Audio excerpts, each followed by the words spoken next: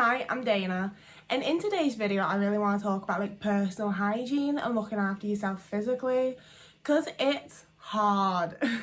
And I'm coming to you with wet hair today because it's hard, because I'd started setting up for this video and I was like, I'll have a shower and a hair wash afterwards, and as I was setting up I was like, no, I won't now. If I'd started making this video before having a shower, I'd have then finished making the video and been like, well, I may as well edit it now. I'm in the mood, I'm in the zone, I'm focused. So I would have edited the video and I'd have been like, I may as well just make the thumbnail and schedule it now. And then it's, 11:30 at night and I haven't showered. And then I'm like, well, it's too late to shower now. I'll have to shower in the morning. And that's how it goes a lot for me.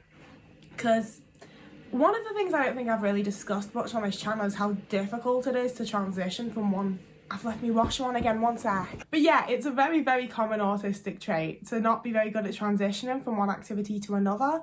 And that's definitely something I feel a lot. I find it even with leaving the house, that's one of the big ones. I have almost, it is a routine. I have a routine before I leave the house, largely because of my anxiety. But also it's the change of environments is very difficult for me. It's, putting myself from one environment into another is hard, and I don't really know why, so I'm assuming it's just an autism thing. But yeah, and that's where when I've stayed at hotels or when I've stayed at other people's houses, I find it much easier to shower. But I always seem to end up with the houses where the bathroom's a little build on, so it's freezing cold, the tiles are really glossy, my bathroom isn't a nice place to be, which does not help with anything.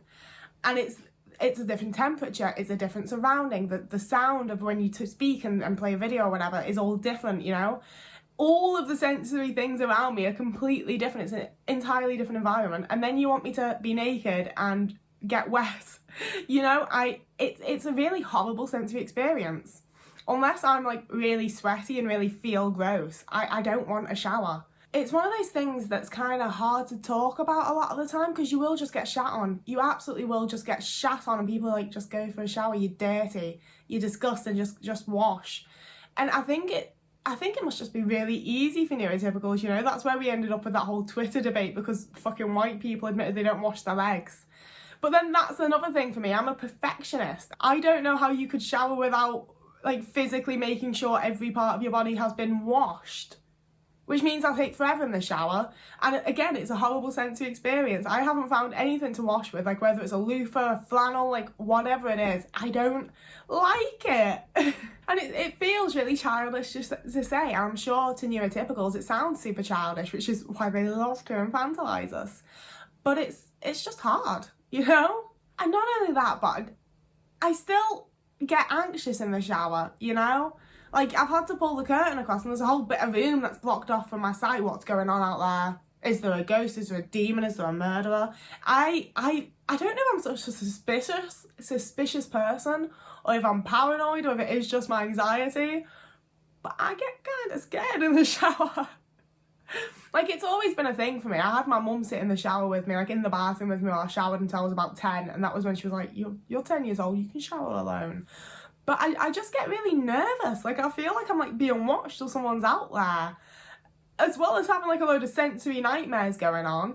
As well as then being I have to figure out what to use in the shower that doesn't drive me up the wall. Because if something smells too strongly, it's too much, I'm overwhelmed and now I want to get out the shower. But if it doesn't smell strongly enough, I'm not getting my fun little sensory enjoyment out of showering. I need something to enjoy. May as well be a nice smell or a nice texture, something. Which means that I have loads of different shower gels and shampoos and conditioners because I don't like the smell, or I kind of like the smell, or I liked the smell and now I've gone off it. I just have 8,000 fucking products in my bathroom, and half of them I'm probably never going to use. And then there's also getting out of the shower. I feel this probably applies particularly to people with longer hair, or people that care more about their appearance, I suppose. But the routine that you have to figure out and follow after a shower, I hate it. I absolutely hate it.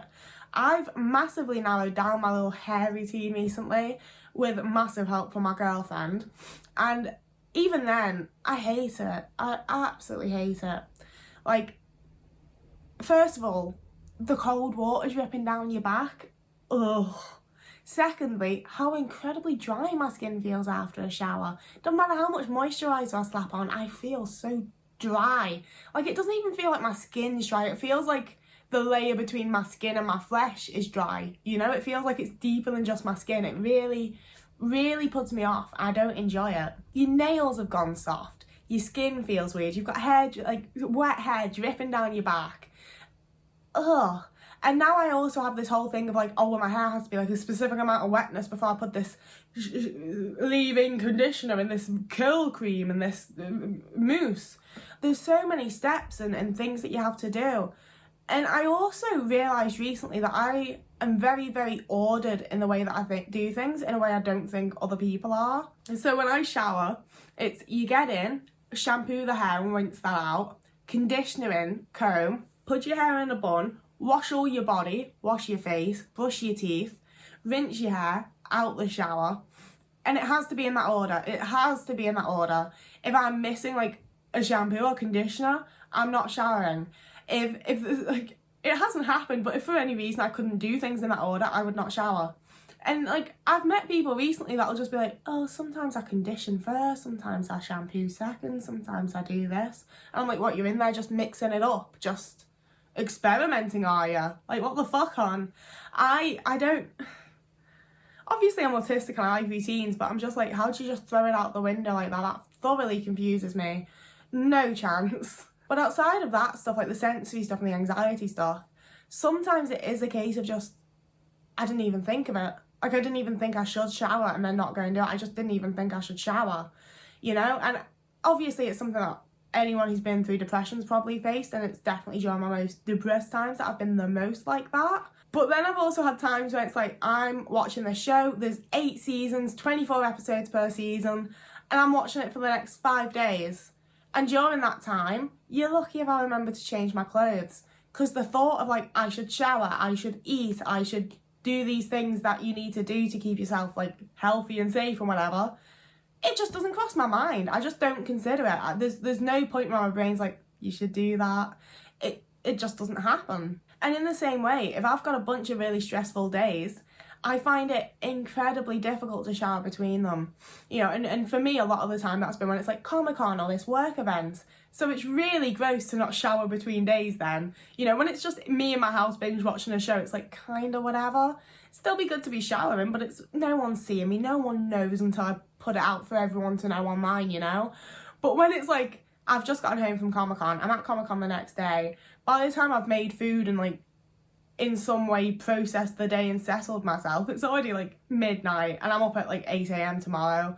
So it's really hard to find like the slot to shower and the energy to shower and to separate myself from just sort of sitting there processing the day to go and shower. So when people tell me that they shower like every morning, I'm kind of like, big bollocks over here. But that's the other one. I don't know how people shower in the morning. I know that that's kind of standard, but I grew up in a family of like evening showerers, and I've only recently been able to start showering like mid-afternoon, early afternoon occasionally. I have no fucking clue how people force themselves straight out of bed and into a shower. I couldn't. No, I don't know how you do that. Like, I think I've just realised that I absolutely like reward myself after showers. That's why I buy nice pajamas. That's why I like sort of, I schedule what I'm gonna do after my shower. I'm like, I'm gonna watch this film, I'm gonna paint my nails, I'm gonna eat this food, I'm gonna have a cup of tea. You know, I have to like have a, okay, so I've got to go through this horrible sensory experience where I'm completely detaching myself from the environment and everything that I'm used to go and have this shower. But I know what's going to happen afterwards. I know what the routine to what I'm going to do afterwards is. And I'm going to like self-soothe, I suppose, afterwards. And yeah, I'm absolutely looking after myself after a shower because I find it really difficult to do a lot of the time. And you know, there's periods and times and situations where it's a lot easier. Like my mum screaming at me as a teenager to go and shower did not help. But someone being like, let's go shower, does help. And this whole video has been about showers so far. But I think that many of my points apply to other areas, things like deodorant. I started using deodorant way younger than most people, I think. I was definitely still in like mid-primary school sort of days, but my family told me that I smelt. And I think that this is quite a common autism experience. I think a lot of us were like the smelly teenagers. And I wonder if it's that a lot of us, like, you know, obviously puberty's a tough time anyway, none of us knew what we were doing. Some of us are smelly, it happens, we're teenagers. I think it's gonna happen to some of us anyway. But I do wonder if there's the added bonus for autistic teens that, at least for like anecdotally for me and myself and people that I know, tend to be more anxious. And I can definitely say that as a teenager was probably some of my most anxious years. So it makes sense if I was sweaty a lot more, you know? Like, I was constantly waiting for someone to like shit on me or be horrible or do something to me in school. So I wouldn't be surprised if I was sweating a lot more because of that. But it's another thing that took me a long time to find one that I like, to find one that doesn't make me feel like I'm gonna choke, to find one that I like the smell of, that doesn't make me feel like I smell worse than I did before. And for me, that means using men's deodorants as well. I feel like men's deodorants actually work. I prefer the smell of men's deodorant. But you know, it took me a while to learn to add that to my routine and to actually remember to do it every day. And you know, I still have days where I bloody slip. And that goes with like cologne as well. I know that I'm a woman and should be wearing perfume, and sometimes I do. I like a good bit of Charlie Red when I want some 80s vibes. But I also much prefer wearing men's like aftershave, I guess it is. I don't know, I just got a little spray one. My mum got it me, it's Tommy Hilfiger, it's probably fancy, I don't know. But I like a manly smell. They are the smells that I prefer. But like, I have had perfumes at times where like it's been my like signature scent and it's the smell that I have. And then 6 months later, I'm just like, God, I'm gonna gag if I smell that again. You know, that's one of the frustrating things for me, is the way that so often you get onto something, you're like, this is my meal that I can always eat, this is my smell I can always wear, it's my whatever that is always okay, and then suddenly it's not. Hate that. Is there anything else I wanted to... Comfort clothes. That's been one of my major like hygiene faux pas for years. I have had a lot of cardigans and jackets and sweaters and things like that, including this one. It's the young ones. But yeah, I've had so many items like this where it's my comfort item. I feel safe and comfortable and okay when I'm wearing it, so I don't ever want to take it off. But that means that I often either don't take it off, or when I do take it off, it's like, well, I'm going to put it back on in an hour. I'm not washing it. I'm not washing it now because I need to put it back on in a bit. You know, and when you're just wearing the same cardigan day after day, week after week, it certainly builds up an aroma of me. And it's fucking gross. I'll give you, it's absolutely fucking gross. And there was a point when I was like, kind of rude. There was a point when I was like super depressed and I went to my GP to talk about it. And partway through he was like, have you showered recently? And I was like, yes, I showered last night, thank you. And he was like, oh, okay. And then I was like, but I haven't washed my cardigan in about 5 weeks. And he was very like, why? And I was like, because it makes me feel better. It didn't provide me any help. Like, I told him this gross tidbit and he did not help me. But that's how it gets for me. And that's also why I've never gone for comfort t-shirts. I know loads of people that have comfort t-shirts. And I'm like, I see it, I get it, I vibe with it, I can't do it. Because if I wear the same t-shirt for like 3 days, I'm starting to be like, oh fucking hell, there's a stench. I need that t-shirt for like 5 weeks, honey. I can't just not wash it, you know? So I've never done that one. But yeah, and that's really hard as well, because there's some things where like if I wash it, it's gonna change the texture, it's not the same anymore.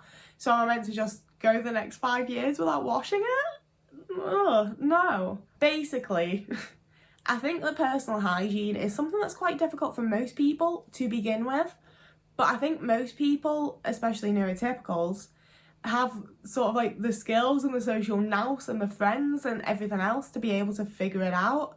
Whereas personally, I really needed someone to tell me. I absolutely needed someone to teach me like what to use in the shower and how you can just like fuck about in the shower. You don't have to do everything in order.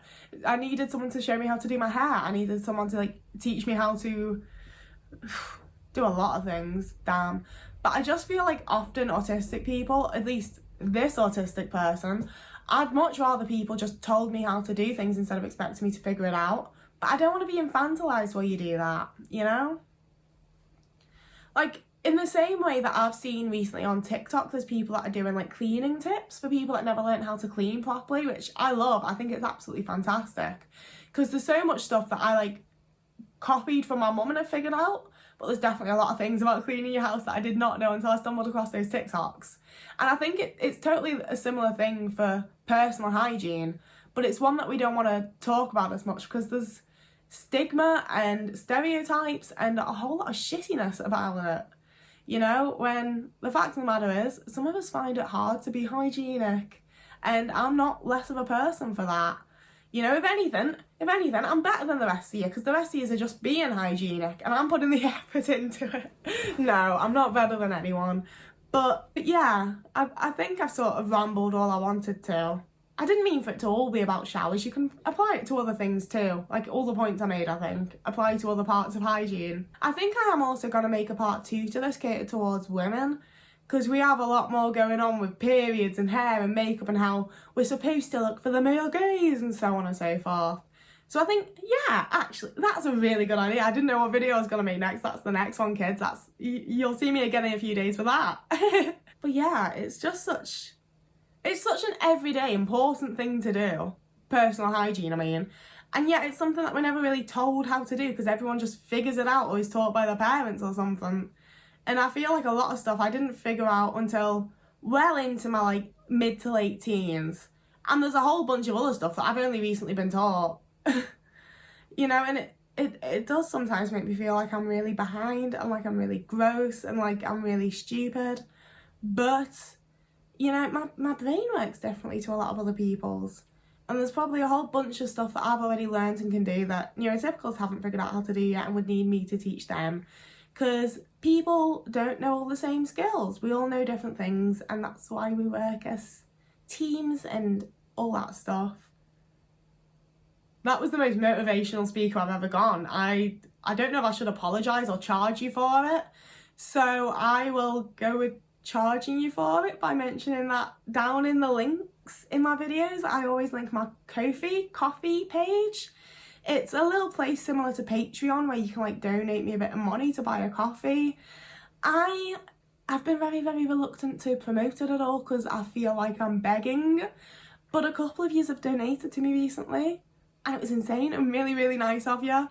I don't make any sort of money from the content that I make. I'd love to monetize, but we're not there yet. So it's real nice to get a little bit of money for the work that I put into all of this, you know? Like I'd continue doing it for nothing, and I am continuing doing it for nothing because there's no guarantee anyone's gonna do anything. But it'd be really nice if anyone wanted to, if you did. It is there if you wanted to. If you don't want to or you can't or whatever, that's completely fucking fine. I'm making content because I want to make content for you, and I found lots of people that I like and relate to through it. So if you can't, it's fine. I'm not... See, I get so awkward about it. I just want to be done talking about it now. But a huge, gigantic thank you to the two of you that have donated. It was an insane fucking surprise to wake up to in my emails. Like, thank you so much. And to everyone else, and to both of you, of course, I hope you have a lovely morning, evening, afternoon, day, week, month, year. And I'll see you all again in a few days with the second part to this.